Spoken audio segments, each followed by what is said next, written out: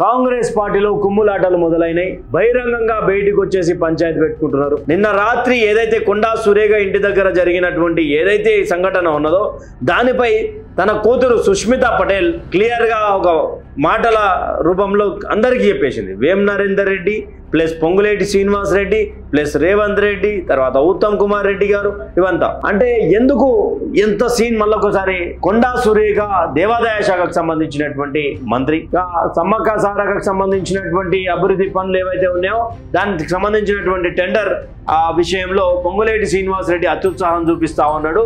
అసలు పొంగులేటి శ్రీనివాస్ రెడ్డి మా జిల్లా మీద మా పెత్తనమైంది, మేముండగా ఆయన పెత్తనమైంది అని బహిరంగ సవాళ్లు విసిరినటువంటి పరిస్థితి. అయితే దీని విషయంలో పార్టీ కూడా కొంచెం సీరియస్ అయింది. కొండా మురళి మీద, కొండా సురేఖ మీద టెండర్లు పిలిచి పైసలు ఇవ్వనటువంటి కాంట్రాక్టర్లకు పైసలు ఇచ్చేటువంటి పరిస్థితులలో రాష్ట్ర ప్రభుత్వం లేదు. మొత్తానికి దరిద్రమైనటువంటి పరిస్థితుల్లో తెలంగాణ రాష్ట్రం ఉన్నది, అది నిజం. అక్కడ ఉన్నటువంటి మంత్రుల జాబితాలో ఉన్నటువంటి దాంట్లో 2 మహిళలు, దాంట్లో సీతక్క గారు, కొండా సురేఖ గారు.